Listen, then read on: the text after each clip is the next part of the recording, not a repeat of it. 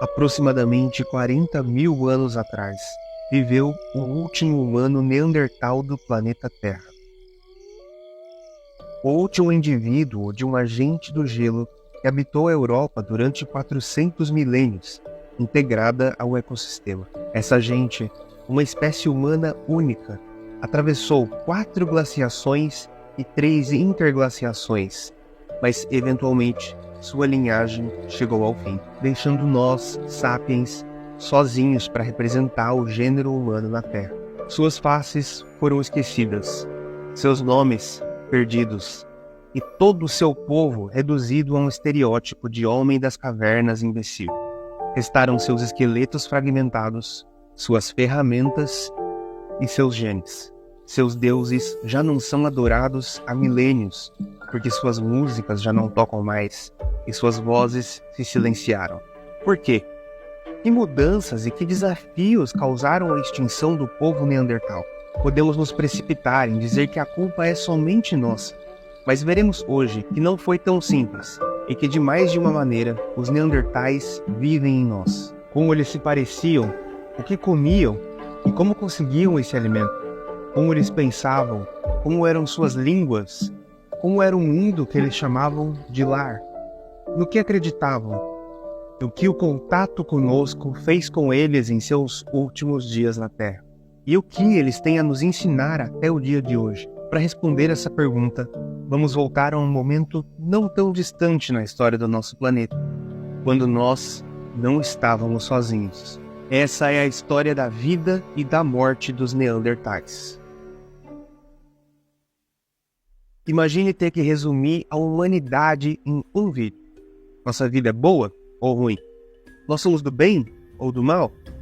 Em face a um tema tão complexo quanto a vida de um ser humano, essas perguntas perdem seu sentido. Assim como a vida humana, a vida dos neandertais não foi uma só. Eles viveram desde Portugal até o Iraque, ocupando toda a Europa e partes do Oriente Médio e da Ásia por mais de 400 mil anos. Neandertais vivendo em lugares e tempos tão diferentes podiam ter diferenças físicas e culturais muito grandes. Talvez eles sequer seriam capazes de se reconhecer enquanto membros de um mesmo povo.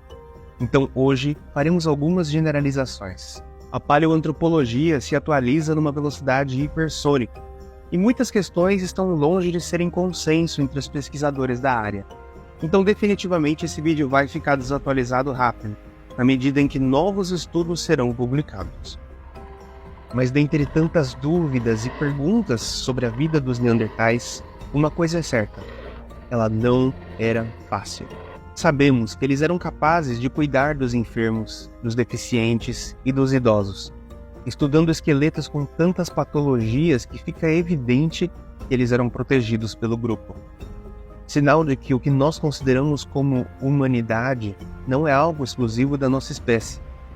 Mas também temos evidências de ossos neandertais que foram canibalizados por outros neandertais, o que prova sua natureza ambígua e complexa, que abriga o carinho, a compaixão e o cuidado, mas também a violência e a crueldade.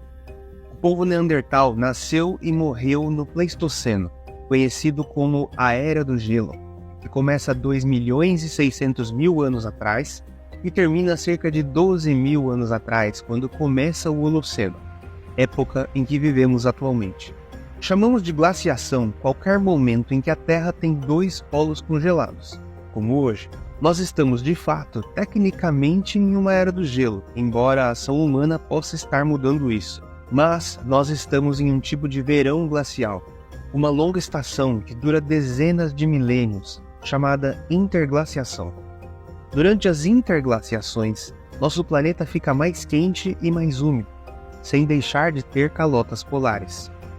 Mas grande parte do tempo de uma glaciação passa em um grande inverno rigoroso, pode durar de dezenas a centenas de milênios, períodos que chamamos de glaciação intensa. Glaciações e interglaciações se revezam em um ciclo imprevisível, mas quase regular, orientado pelas pequenas alterações na órbita e no eixo de rotação do nosso planeta. O fato é que durante a esmagadora parte da existência dos neandertais, a Europa era um lugar frio e altamente desafiador.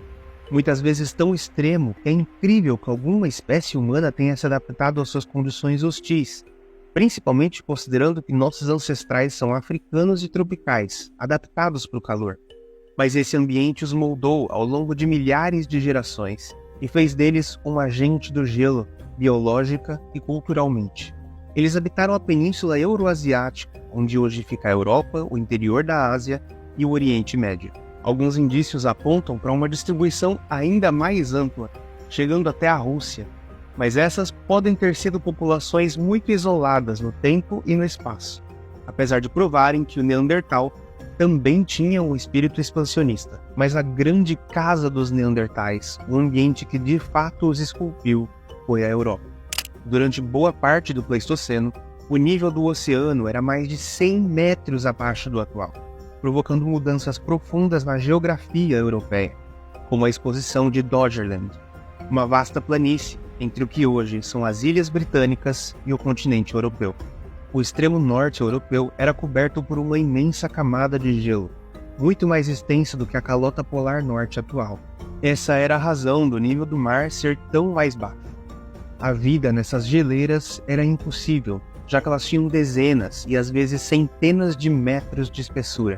Mas nos seus entornos, o derretimento sazonal no verão produzia zonas úmidas e férteis, cujos dias longos possibilitavam a fotossíntese das plantas, que cresciam até serem comidas por manadas imensas de animais gigantes. Essas tundras iluminadas produziam, pelo menos em uma parte do ano, um tipo de savana gelada que atraía multidões de animais de todo o continente.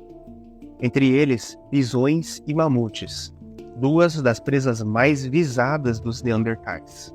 Mais ao sul da Europa, as estepes e tundras davam passagem para as florestas, muito mais abertas e secas do que as atuais. Para sobreviver a essas condições, os Neandertais aperfeiçoaram e estreitaram seus laços com o fogo, cujos seus ancestrais em comum conosco já dominavam há muito tempo. Nas noites congelantes, ele passou a ter um significado muito mais profundo, uma vez que a vida dos Neandertais dependia dele. Quanto mais nos aprofundamos nos detalhes de suas vidas, mais fica evidente a pergunta: afinal, o que significa ser humano? Essa é uma pergunta complicada. Temos muitos sentidos para a palavra humanidade e muitos conceitos de espécie na biologia. Uma das definições mais conhecidas de espécie é a de que animais da mesma espécie são capazes de se reproduzir, gerando descendentes férteis. Isso funciona na maioria das vezes, mas em muitos grupos aparentados, essa não é a definição mais conveniente. É o caso do gênero Homo. Sabemos que houveram hibridizações entre diversas espécies humanas nos últimos 100 mil anos, em vários eventos, o que significa que somos próximos o suficiente para gerar descendentes férteis. Nesse sentido, seríamos a mesma espécie.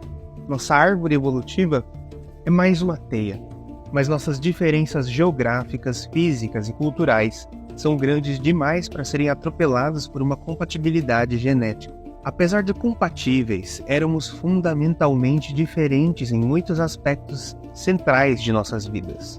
Neste vídeo, quando eu usar a palavra humanos, estarei me referindo a todos os animais do gênero Homo. E quando eu quiser me referir a uma espécie em específico, usarei seu nome específico, como Sapiens, Neandertal, Denisovano, Erectus, etc. O nome Neandertal vem da região onde o holótipo da espécie foi encontrada, em 1856, o Vale de Neander, na Alemanha. A maior parte dos indivíduos neandertais que conhecemos são apenas cacos de ossos, esqueletos altamente fragmentados, que dizem muito pouco sobre como eram esses humanos. A maioria dos seus vestígios são ferramentas bifaces e lanças, mais resistentes ao tempo do que seus esqueletos. No entanto, os neandertais são os humanos extintos que melhor conhecemos. Cerca de 50 mil anos atrás, o hábito de sepultar os mortos se torna comum entre eles, e o registro fóssil começa a ser favorável para a preservação de esqueletos inteiros e articulados, muitas vezes acompanhado de objetos pessoais, podem dizer muito sobre suas vidas. Isso significa que conhecemos muito mais dos últimos neandertais do que os primeiros. Até hoje, conhecemos apenas 12 esqueletos completos e centenas fragmentados. Nos 160 anos em que interpretamos os Neandertais, nosso conhecimento sobre eles se transformou completamente, de maneiras que vamos entender a seguir. As pressões seletivas que moldam a evolução de animais com a inteligência humana são mais do que meramente biológicas, sem nunca deixarem de ser. Elas são bioculturais, porque as culturas, tradições e tecnologias são tão vitais para a nossa sobrevivência que elas acabam se entranhando na nossa biologia.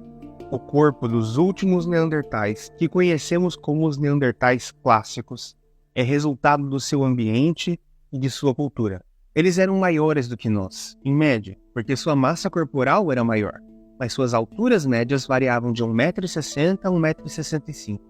O corpo baixo, denso, robusto e atarracado era largo nas cinturas e em formato de barril, dando a aparência de uma grande força. Sua caixa torácica era mais em formato de sino, provavelmente comportando pulmões maiores, e suas costelas eram robustas e largas. Seus ossos densos e seus músculos hipertróficos, como nós sapiens precisamos de muita academia para ficar. Nós, por outro lado, éramos mais altos, finos e menos musculosos do que nossos irmãos. Seus membros curtos terminavam em mãos e pés extremamente fortes. A longura das falanges e regiões de anexação muscular indicam uma mão extremamente robusta, forte e com uma pressão na pinça entre o polegar e o indicador exagerada. Você definitivamente não quer levar um beliscão de um Neandertal. Além das duas mãos potentes, a anatomia projetada de sua arcada dentária e o desgaste dos dentes frontais indicam que eles usavam a boca com muita frequência como uma terceira mão. Sabemos que por conta da imensa distribuição temporal e espacial dos Neandertais, seus fenótipos ou suas aparências variam muito. Existiam Neandertais com peles mais claras e mais escuras, assim como de diversas cores de cabelo, entre elas algumas inexistentes para os sapiens da época, como os ruivos e os loiros. O crânio Neandertal era visivelmente diferente do nosso. Ele tem um formato de bola de futebol americano, alongada na frente e atrás, constituindo uma capacidade craniana superior à do Homo sapiens. Na verdade, a maior dentre qualquer hominíneo em termos absolutos, embora nossas capacidades cranianas sejam maiores proporcionalmente à massa do corpo. Com o rosto esticado para frente, o nariz fica mais alto e os arcos zigomáticos se tornam mais lateralizados. Nos sapiens, eles são bem para frente e formam a maçã do nosso rosto. Outra característica marcante é essa viseira que eles tinham acima dos olhos, um tipo de monocelha óssea que chamamos de arcadas superciliares, que podiam funcionar como um tipo de boné natural, que facilitaria a visão em ambientes abertos. Havia um enorme espaço entre a boca e o nariz. Dentro da boca, dentes volumosos e com raízes profundas e longas. Já no nariz, o espaço dos cílios era quase 1/3 maior do que o nosso, e a abertura nasal ampla sugere um nariz largo. Isso provavelmente auxiliava o aquecimento do ar gelado do ambiente antes de chegar aos seus pulmões. Os olhos eram grandes, maiores do que os nossos, assim como seu centro de processamento visual no cérebro, o que indica que eles tinham uma visão mais poderosa do que a nossa. Curiosamente, eles não tinham um queixo, essa pequena projeção nos ossos dentários que é característica dos sapiens. Mas sem queixo é na verdade a característica basal dos hominíneos, o que deixaria eles com uma cara engraçada. Por muito tempo, assumimos que os sapiens era a única espécie humana capaz de falar, que justamente por falar, conquistamos tudo o que conquistamos. Mas isso mudou. Não sabemos nada sobre como eram seus fonemas, suas palavras, suas línguas, se também usavam gestos e sinais para compor suas frases, se com elas eles apenas representavam a natureza e o dia a dia, ou se abstraíam e falavam do além, contavam histórias e estruturavam religiões. Mas parece improvável que eles fossem incapazes de abstrair e pensar no passado e no futuro, criar poesia, humor, fé e mitologias. Tanto as proporções do seu trato vocal, anatomia das circunvoluções cerebrais e formato do seu osso hioide sugerem que eles podiam fazer todos os sons que fazemos atualmente. Para os Neandertais, não existia nenhuma limitação biológica para a fala. Muito pelo contrário, eles não teriam sobrevivido. Pensamos neles como um povo atrasado e primitivo, mas o fato é que eles sobreviveram em ambientes hostis durante quase 500 mil de anos. Pense sobre isso. Pense em tudo o que aconteceu nos últimos 2000 anos, desde o nascimento de Jesus, quando começa o nosso calendário. Se isso parece muito, compare aos 400.000 anos em que os neandertais ocuparam a península euroasiática. Mas como eles chegaram lá? Quem são os ancestrais dos neandertais? Muitas pessoas imaginam até hoje que os neandertais eram nossos ancestrais, ou que nós evoluímos dos neandertais. Isso porque os cientistas do século XIX e início do século XX jamais admitiriam que a humanidade nasceu na África e procuravam uma espécie europeia para ocupar o posto de elo perdido entre humanos e macacos. O Neandertal, a mais conhecida das espécies humanas extintas, posicionado convenientemente na Europa, serviu para preencher essa lacuna racista. Mas tudo o que aprendemos nas últimas décadas sobre essa espécie veio no sentido de contradizer completamente essas primeiras hipóteses. Neandertais não são nossos ancestrais primitivos, e sim nossos irmãos. Uma espécie que compartilhamos um ancestral comum, mas que evoluiu paralelamente à nossa por muito tempo, enquanto as duas populações ocupavam lugares diferentes do mundo. Sabemos hoje que os ancestrais comuns entre sapiens e neandertais viveram entre 1 milhão e 900.000 anos atrás, através das análises genéticas do chamado relógio molecular. No entanto, quem eram esses ancestrais ainda é uma questão muito debatida. Isso porque os próprios conceitos de espécie para os hominídeos, como já discutimos, é muito confuso. Por muito tempo, consideramos que o Homo heidelbergensis poderia ser esse ancestral comum, mas ele é recente demais para isso. Hoje, o entendimento é que ele, assim como os denisovanos, fazem parte de uma linhagem mais aparentada com os neandertais do que com os sapiens. Eles fazem parte de populações humanas que deixaram a África mais de 700.000 anos atrás para habitar a região mediterrânea, Eurásia e Oriente Médio. Já nós, Homo sapiens, temos origens no leste da África. O registro fóssil parece contar essa história, por mais que muito fragmentada, mas devemos esses conhecimentos principalmente à análise de uma área inovadora e transformadora, a paleogenética. A partir do final dos anos 90, nos tornamos capazes de codificar o genoma de qualquer espécie animal. A comparação entre elas, baseada em uma taxa conhecida de mutações com o tempo, é capaz de fornecer uma idade estimada de separação entre as linhagens, calculando suas diferenças. No entanto, a maioria dos fósseis não possuem material genético. Esse é um privilégio dos registros mais recentes apenas. Felizmente, ainda somos capazes de extrair uma quantia significativa de DNA de fósseis neandertais, e o estudo de seu genoma nos possibilitou entender detalhes de sua vida que apenas seus esqueletos jamais revelariam. Mas ele revelou também algo sobre nós mesmos. Falaremos disso mais adiante. O provável ancestral comum entre neandertais e sapiens é o bom e velho Homo erectus.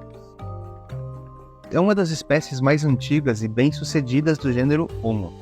Ele durou mais de 2 milhões de anos, se extinguindo cerca de 130.000 anos atrás, ocupando uma região imensa do planeta e muito provavelmente dando origem a muitas espécies humanas.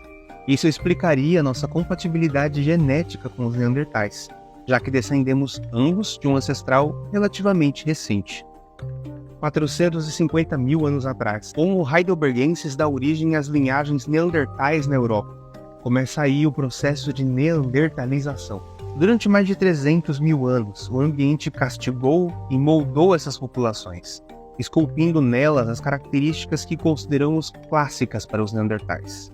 Cerca de 150.000 anos atrás, os neandertais já estão totalmente reconhecíveis e já possuem todas as características que os definem e os diferem de nós.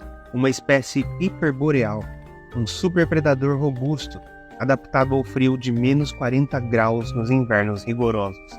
Sendo capazes de abater até mesmo os mamutes lanosos, os maiores herbívoros do ecossistema, os neandertais se estabeleceram como predadores de topo. Mas isso não significa que eles eram necessariamente carnívoros.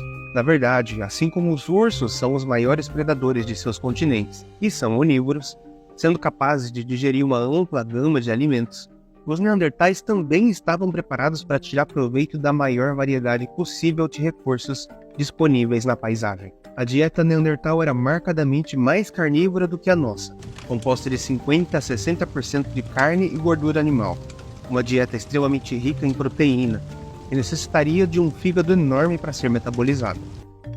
Mas plantas, grãos, nozes, raízes, invertebrados e frutos do mar também não estavam fora do cardápio. Que tal um caldo de gordura com raízes? Estudos da composição do tártaro de seus dentes revelam detalhes surpreendentemente profundos sobre suas dietas. Mas em sua dieta estava uma das fraquezas dos neandertais. A abundância da carne variava com as estações, obrigando-os a seguir as manadas em partes do ano, e esse deslocamento constante gasta muitas calorias. Além disso, o corpo musculoso dos neandertais aumentava muito a sua taxa metabólica basal. Tudo isso faria o neandertal precisar de uma quantidade muito maior de calorias por dia do que os sapiens, por exemplo, só para se manter com o mesmo peso. Nesse sentido, somos mais fracos, mas também mais econômicos do que eles. Uma vantagem que pode ter feito toda a diferença. Mas eles precisavam de todo esse músculo para caçar da maneira que caçavam. Eles miravam mamutes, cavalos, auroques e bisões com sua arma preferida, as lanças. Esculpidas com ferramentas de pedra, essas lanças de madeira grossas, pesadas, com cerca de 2 metros de comprimento, tinham suas pontas cuidadosamente afiadas e endurecidas no fogo.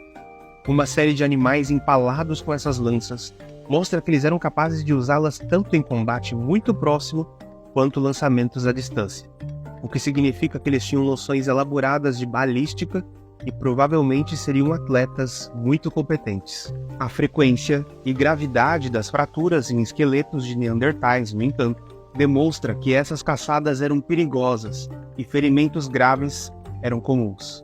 Por isso, muito provavelmente, eles não desperdiçassem carniça, eventualmente. Principalmente no inverno, quando a carne demora mais para se decompor, eles podem ter explorado carcaças caçadas por outros predadores. Pela forma que os ossos de diversos animais foram acumulados, sabemos que eles tinham abatedouros e acampamentos semi-permanentes. Eles levavam a caça para um local mais adequado para o preparo dos animais, já que a carne, os ossos e as peles seriam extraídos cuidadosamente por ferramentas de pedra afiada. Ali, a fogueira era acendida, a lenha acumulada e o terreno limpo para abrigar o grupo confortavelmente. As ferramentas eram pesadas, as peles eram pesadas, e sua matéria-prima não era abundante. Isso significa que levar toda a sua quinquilharia o dia inteiro teria sido desgastante. Eles provavelmente se estabeleciam temporariamente perto de cursos d'água, onde sabidamente os animais passariam. Ao longo do tempo, fariam pequenas mudanças, em que todos os seus pertences eram transportados para outra localidade estratégica. Eles formavam clãs de cerca de 35 indivíduos, que viajavam juntos e eram um grupo social coeso, uma família. Neandertais sempre tiveram populações pequenas e densidades demográficas baixíssimas, 0,02 habitantes por quilômetro quadrado, de forma que os clãs teriam que viajar dezenas, centenas de quilômetros para encontrar outros clãs neandertais, passando talvez muitas vezes décadas sem encontrar ninguém. Esses encontros deviam ser celebrados fervorosamente, com música, comida e possivelmente drogas alucinógenas, já que possibilitavam trocas culturais, tecnológicas e genéticas. Para o povo neandertal, a vida em família era a chave da sobrevivência. Pela largura do quadril, aparentemente as mulheres neandertais tinham mais facilidade em parir do que as mulheres sapiens. A infância neandertal era dura e rápida. Sabemos que eles se desenvolviam muito mais precocemente do que nós, sapiens. As crianças perdiam os dentes de leite meses mais cedo, e a maturidade sexual podia chegar alguns anos antes. Isso encurtaria o ciclo reprodutivo da espécie, mas dava menos tempo para que eles amadurecessem e aprendessem tudo o que era necessário. Tudo isso é muito conveniente quando a expectativa de vida deles não ultrapassava os 45 anos. Existem evidências de que as mulheres neandertais também caçavam, e não existe nenhum motivo para supor que os homens não coletavam. Por mais que a divisão sexual de tarefas não seja uma ideia sem fundamento, levando em consideração as tarefas reprodutivas e limitações de mulheres grávidas e amamentando. Esses clãs eram compostos por indivíduos muito aparentados entre si. A maioria deles eram primos, irmãos e outras relações que hoje consideraríamos aberrações morais. Sabemos que os clãs que ficavam muito tempo sem se encontrar com outros clãs acabavam aumentando muito a sua taxa de cruzamentos consanguíneos e incestuosos. Essas não eram suas relações preferenciais, já que eles sabiam que a sua fecundidade e qualidade da prole era inferior, o que leva os pesquisadores a pensarem que eles praticavam um tipo de hospitalidade sexual, muito comum também nos sapiens. Quando clãs se encontravam, é possível que alguns jovens trocassem de clãs por determinação das autoridades, para viver e se reproduzir onde sua prole seria mais forte e teria mais chances de sobreviver até a idade adulta. Com gerações tão curtas e expectativas de vida tão baixas, os neandertais certamente valorizavam seus idosos. Os mais velhos eram também os mais experientes, um tipo de biblioteca viva que carregava sua língua, suas histórias, suas técnicas de sobrevivência e conhecimentos sobre o território e os ciclos da natureza. Eles conheciam mais profundamente do que qualquer um os animais, as plantas e suas muitas utilidades, o caminho das manadas e suas crenças, no que quer que acreditassem ser o mundo. Uma população pequena e isolada tende a sofrer uma perda de conhecimento, uma simplificação cultural e um empobrecimento técnico. Daí o perigo de muitas gerações morrerem cedo demais. Em grupos pequenos, a informação tende a se degradar. Um grande exemplo de solidariedade e valorização dos mais velhos é o Neandertal apelidado de Shanidar I, encontrado no Iraque. Seus ossos deixaram evidente que o fim da sua vida não foi fácil. Ele havia sofrido um golpe na cabeça e muito provavelmente o deixou cego de um olho. Crescimento ósseo anômalo no ouvido interno também sugere que ele seria praticamente surdo. Sinais de uma doença degenerativa indicam que ele tinha dificuldades para andar, e muito antes de morrer, ele havia sofrido uma amputação, provavelmente intencional, de todo o seu antebraço direito. Sem os cuidados de seus familiares, Shanidar I jamais teria sido capaz de sobreviver tanto tempo. Um outro exemplo é o Neandertal apelidado de O Velho, encontrado na caverna de La Chapelle-aux-Saints.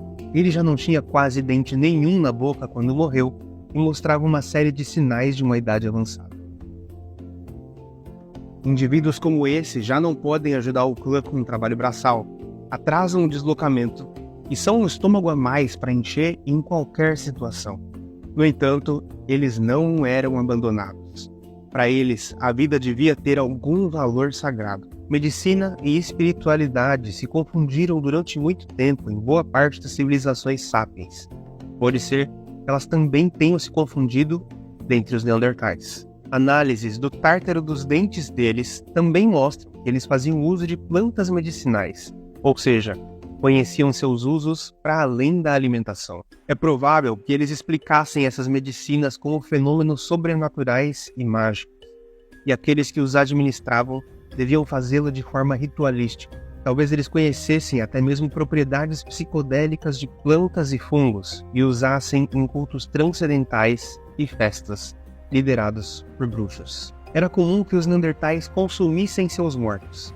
As provas da antropofagia neandertal estão em marcas de corte nos ossos, sinais de desmembramento e raspagem dos músculos. Talvez, assim como algumas sociedades sapiens, eles acreditassem que o consumo da carne de alguém lhes traria a força, a sabedoria ou a experiência de quem era consumido. Como ótimos cozinheiros que eram, eles preparavam as carnes no fogo, com o intuito de facilitar o consumo e facilitar a digestão, já que cozinhava para aproveitar mais cada grama de alimento. No entanto, foi justamente a cultura canibal que fez do registro fóssil dos primeiros neandertais mais escasso. Quando eles passam a enterrar os seus mortos, ficou muito mais fácil de encontrar esqueletos inteiros, inclusive acompanhados de seus pertences pessoais, prova de que eles viam um significado transcendental na morte e eram capazes de elaborar rituais funerários complexos. Para nossa sorte, as ferramentas neandertais são muito mais duráveis do que seus corpos e se preservam com muito mais facilidade. A maioria dessas ferramentas são bifaces da indústria mausteriense, feitas de rochas, às vezes encontradas a mais de 100 quilômetros da sua fonte original. Isso significa que os neandertais viajavam muito para conseguir as rochas certas para produzir suas ferramentas.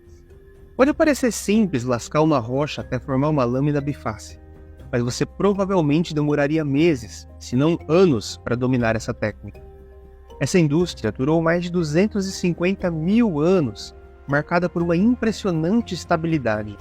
Esses conhecimentos e tecnologias deviam ser considerados sagrados, já que atravessaram milhares de gerações praticamente inalterados.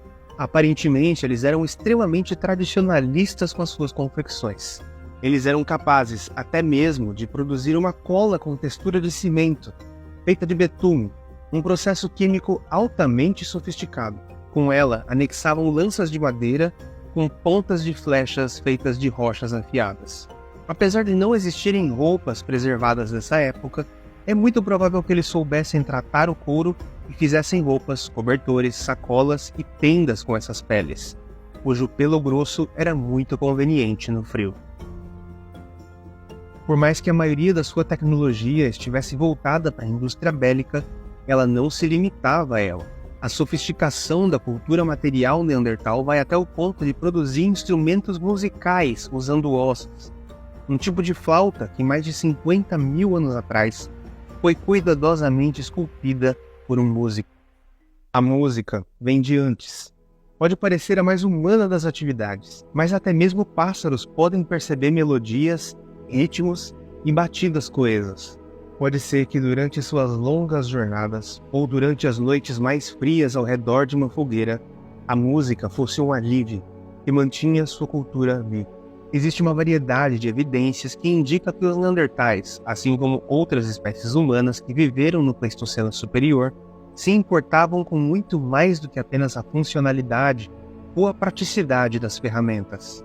Eles tinham vontade de beleza, um senso estético e toda a sensibilidade necessária para valorizar as cores, formatos e história dos objetos e locais. A idade de uma série de pinturas em pigmento vermelho na caverna de Ardales, na Espanha, sugere que os neandertais já produziam algum tipo de arte, mas ainda é incerto se ela tinha um valor puramente subjetivo ou se era algum tipo de mapa, história ou contagem. Nada impede que eles tivessem alguma versão rudimentar de um conhecimento matemático, dentro das suas necessidades práticas e cotidianas. Por muito tempo consideramos que os sapiens eram a única espécie humana com artistas, e preconceituosamente atribuímos todas as artes rupestres conhecidas à nossa própria espécie. Isso está mudando rapidamente, na medida em que técnicas de datação mais avançadas são desenvolvidas e têm mostrado que pelo menos uma parte desses trabalhos artísticos são antigos demais para terem sido produzidos por sapiens, e podem ser, na verdade, obras dos últimos neandertais. Isso não seria de forma alguma surpreendente, já que sabemos que eles faziam colares com garras de águia, por exemplo, e caçavam algumas espécies de aves apenas pelo valor estético de suas penas. Conhecemos até mesmo uma coleção de curiosidades carregada por um neandertal na caverna de Assir-sur-Kur, que certamente via valor nesses objetos, dentre eles fósseis de amonitas, gastrópodes, conchas, rochas esféricas e nódulos de pirita de ferro com formatos estranhos.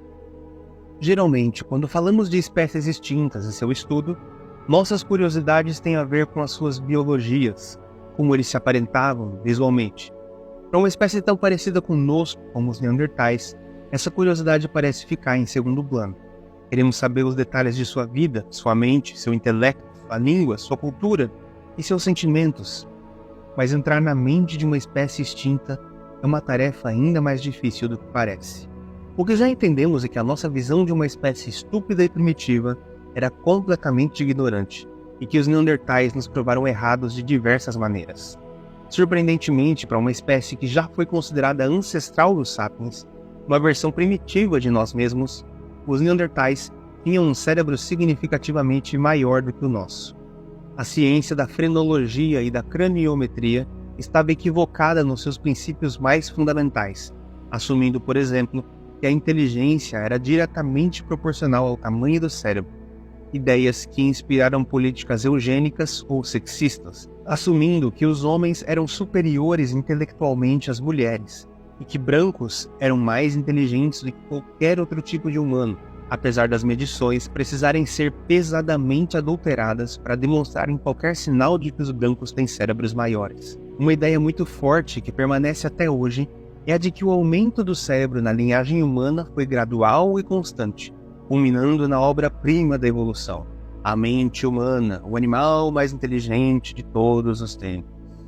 Mas o fato de que uma espécie irmã tinha um cérebro maior do que o nosso balança esse paradigma. Hoje sabemos que o tamanho do cérebro não pode ser usado como medida para a inteligência entre os humanos, e que o que chamamos de inteligência é, na verdade, um sofisticado e vastamente diverso conjunto de habilidades, algumas mais valorizadas por uma sociedade elitista do que outras. Medições numéricas de uma suposta inteligência geral foram muitas vezes instrumentos de políticas violentas e desumanas no passado, como o teste de QI. É por isso que é quase impossível comparar a inteligência sapiens e a inteligência neandertal. O crânio mais alongado privilegiava outras partes do cérebro. Logo, o cérebro deles não era apenas uma versão maior do nosso. É possível que eles pudessem ter inteligências muito diferentes das nossas, com outras habilidades sendo mais desenvolvidas. Mas o fato de que eles cuidavam dos enfermos e idosos, cozinhavam, faziam roupas, ferramentas, pingentes, colares e pinturas indica, no mínimo, uma espécie consciente de si e de seus próximos. Muito provavelmente, sem algum tipo de língua e de comunicação sofisticada, essas culturas com suas possíveis crenças jamais teriam sido passadas de geração em geração. Essa comunicação poderia ser musical, verbal, visual, com as línguas de sinais, ou todas essas formas juntas e misturadas. Sua relativa simplicidade cultural, se comparada com os sapiens da mesma época, pode ser mais porque suas populações eram pequenas e espalhadas do que qualquer limitação no seu potencial biológico de aprender. A inteligência dos neandertais poderia ser tão comparável à nossa que o contato entre sapiens e neandertais foi constante e profundo. Havia uma compatibilidade biológica e cultural fundamental entre a nossa espécie e a deles. Apesar das diferenças superficiais, essas duas espécies ainda compartilhavam um ancestral comum relativamente recente e foram capazes de se hibridizar. Quando nossos ancestrais encontraram pela primeira vez essa outra espécie humana, vimos algo de tão familiar neles que fomos capazes até mesmo de amá-los. Sabemos hoje que muitas espécies humanas cruzaram entre si. Não só sapiens e neandertais, mas também neandertais com denisovanos e sapiens com denisovanos. Os denisovanos foram uma espécie mais aparentada com os neandertais do que com os sapiens, que viveram onde hoje é a Ásia. Muitas etnias humanas atuais carregam mais de 3% de DNA neandertal. Na verdade, os únicos humanos que não têm nenhuma contribuição genética dos neandertais são as etnias subsaarianas, que permaneceram na África durante todo esse tempo. Por essa mesma razão, esse é o grupo humano mais diverso geneticamente do planeta Terra, já que todas as outras etnias descendem de grupos humanos menores e mais recentes que saíram da África e exploraram todos os outros continentes. Isso significa que esses cruzamentos não foram apenas ocasionais e pontuais, e sim tão constantes que formavam um verdadeiro fluxo genético entre as populações, que alterou ambas permanentemente. Nós somos tão arrogantes que assim que conhecemos, ou melhor, reconhecemos os neandertais, nossos irmãos perdidos no tempo, logo assumimos que nossa superioridade e ímpeto colonizador teria os exterminado no primeiro contato. A história não poderia ser mais diferente. Por centenas de milhares de anos, nossas espécies coexistiram, eventualmente, cruzando geográfica e humanamente uma com a outra. Talvez muitos neandertais nunca chegassem a ver um sapiens em vida, mas têm o conhecimento de um povo alto, esbelto, de pele escura, que morava ao sul, onde o sol era cruel, através de histórias de encontros e intercâmbios culturais que atravessavam as gerações. Nós não sabemos como eles chamavam a si mesmos, muito menos a palavra que eles usavam para falar da nossa espécie. Mas é provável que conceitos, palavras e músicas neandertais, assim como uma boa parte de sua cultura, tenha sido incorporada e preservada à nossa própria, assim como seus genes vieram a compor a nossa biologia. Esse pode ter sido o segredo do nosso sucesso. Não uma inteligência superior e nem um instinto competitivo e de extermínio, e sim nossa abertura, nossa hospitalidade e disposição para aprender e amar os demais povos humanos do Pleistoceno que nos permitiram conquistar o mundo. Por onde passamos, cruzamos com espécies altamente adaptadas biológica e culturalmente para uma diversidade imensa de ambientes e modos de vida, e fomos incorporando suas adaptações e seus saberes.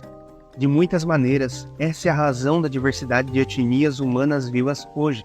Somos inegavelmente uma só espécie do ponto de vista genérico. Mas nos adaptamos a uma variedade tão grande de ambientes em tão pouco tempo, em parte graças a esses cruzamentos com as humanidades já esculpidas por esses lugares, que aparentamos ser mais diversos do que a maioria das espécies. De muitas formas, o contato com os neandertais nos moldou enquanto espécie, nos preparou para o frio com seus genes e saberes e nos enriqueceu culturalmente. Apesar do contato entre sapiens e neandertais ter ocorrido muito tempo atrás, mais de 300 mil anos no passado, antes mesmo dos neandertais clássicos, cerca de 50 mil anos atrás ele passa a se intensificar, na medida em que aparecem mais e mais rastros de sapiens na Europa. O contato mais constante pode ter causado conflitos, mas até hoje não são reconhecidas evidências de combate entre as duas espécies. As evidências para hibridização, por outro lado, transbordam. Conhecemos até mesmo indivíduos híbridos, cuja composição de DNA neandertal de cerca de 9% indica que ele teve algum tataravô neandertal. As populações neandertais, menores e mais espalhadas pelo continente, eram muito mais frágeis geneticamente, e pode ser que elas tenham sido lentamente incorporadas em uma população muito maior e crescente de sapiens ocupando permanentemente a Europa. Talvez a extinção tenha sido mais uma diluição populacional do que um extermínio colonizador. Seus milhares de anos de convívio de sapiens e neandertais na Europa foram capazes de criar uma língua e uma cultura comum. As últimas barreiras que separavam essas duas populações foram derrubadas. Isso significa que talvez nunca tenha existido um último Neandertal, mas que cerca de 40 mil anos atrás, as populações de sapiens e neandertais na Europa já haviam se tornado indistinguíveis e formado uma humanidade nova. Pode não ter sido a competição, e sim a cooperação conosco que os extinguiu. Hoje, as etnias nórdicas são as que carregam a maior porcentagem de genes neandertais. Não coincidentemente, são conhecidos por terem muitos ruivos. Neandertais, como já ficou óbvio a essa altura, eram muito mais do que homens das cavernas imbecis e primitivos, com uma corcunda nas costas e um porrete na mão, puxando uma mulher pelos cabelos. Eles eram caçadores, coletores, artistas, ferramenteiros, químicos, médicos e líderes espirituais. A sua extinção foi uma perda irreparável, e é quase impossível imaginar como seria o mundo se ela não tivesse acontecido, e se duas espécies humanas dividissem o planeta até o dia de hoje. Talvez nossa maior sofisticação cultural seja mais porque nossas populações eram maiores e mais adaptáveis e com pouquíssimos tabus românticos e sexuais, do que resultado de qualquer vantagem biológica. Curiosamente, pode não ter sido apenas nosso apetite sexual e maior densidade demográfica que acabou diluindo os neandertais em nossas populações, quando eles se viram cercados por esse povo vindo do sul. Porque quando nós chegamos na Europa, nós não estávamos sozinhos. Nós estávamos sendo seguidos por todas as partes do planeta Terra por um novo companheiro fiel, o cachorro. A aliança entre humanos e cachorros, uma relação simbiótica inseparável que dura até os dias de hoje, desempenhou um papel fundamental na nossa conquista do planeta Terra. A habilidade dessas duas espécies superinteligentes e hipercomunicativas tornou nossos bandos caçadores extremamente eficientes. É sabido que atualmente caçadores acompanhados de cachorros conseguem 3 vezes mais caça do que os que caçam sozinhos.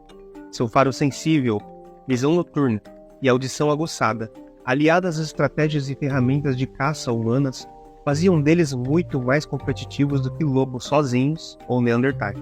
Eles nos alertavam dos perigos no caminho, nos acordavam quando algo rondava no escuro da noite, procuravam nossas presas, nos defendiam de predadores e, principalmente, nos fizeram companhia, mesmo quando nos tornamos a última humanidade viva na Terra. Por isso, temos muito a agradecer aos nossos melhores amigos. A maior lição que nossos irmãos têm a nos ensinar é que devemos ser humildes. Quando redescobrimos sua existência no século XIX, e tentamos recuperar sua vida pela primeira vez, nós estávamos adoecidos pelo preconceito, o elitismo e o racismo. Assumimos que ele era tão burro, primitivo e animal quanto possível. Isso porque os cientistas darwinistas sociais estavam obcecados em elaborar teorias que justificassem o racismo e teorias eugenistas de superioridade da etnia branca caucasiana. Ideias que levaram no século seguinte ao pensamento de Hitler, por exemplo, e que ainda atravessam nosso tempo dolorosamente. Um dos fundamentos da eugenia era a ideia de pureza racial. Daí vem a aversão à miscigenação, já que as raças podem ser categorizadas da melhor até a pior. A ideia de que existiam humanidades inferiores biologicamente e que o contato com elas só poderia ser limitado ao trabalho forçado durou muito tempo. Se os negros estavam no limite do que o racismo científico considerava humano, o que dizer de uma espécie humana primitiva? Ela só poderia ser ainda mais inferior, quase animalesca, certo? E quase tudo o que eles pensavam sobre os Neandertais e sobre a nossa própria espécie estava errado. Os verdadeiros Homo sapiens puros eram justamente aqueles que eles sequer consideravam humanos. Já eles tinham muito mais genes neandertais do que as etnias que eles consideravam inferiores. O que aprendemos nos últimos anos sobre o nosso irmão certamente envergonharia os primeiros cientistas que o interpretaram. E talvez envergonhe até a nós mesmos, já que nos achamos tão superiores e mais inteligentes do que eles. Mas eles sabiam algo que em nós já se perdeu há algum tempo: viver em harmonia com o seu ambiente, sendo parte integral dele. A paleontologia é uma ciência rica, multidisciplinar e complexa. Mas eu estou produzindo um curso que pode te ajudar a se familiarizar com os conceitos básicos para entender a história natural e a evolução. No curso Evolução, Terra e Tempo, vamos entender o básico sobre o tempo geológico, a evolução, a diversidade animal e vegetal, as extinções em massa, dentre outras áreas essenciais. Para ter acesso a todas as aulas, é só se tornar membro do canal. Mas ele tem 2 aulas públicas que você pode assistir aqui. Sendo membro do canal, você o ajuda a se solidificar e produzir cada vez mais e melhor. Esse vídeo é baseado na obra de Silvana Condemi, Neandertal, nosso irmão, que eu ganhei de presente do jornalista e meu amigo Giuseppe Frateschi, a quem eu agradeço muito. Se você gostou desse vídeo é porque meu trabalho valeu a pena. É possível contribuir com a continuidade desse canal independente através de uma doação em qualquer valor para o pixcontato@abcterra.com. Como sempre, muito obrigado por acompanhar até o final. Compartilhe com os amigos esse vídeo, se inscreva, tenha uma ótima vida.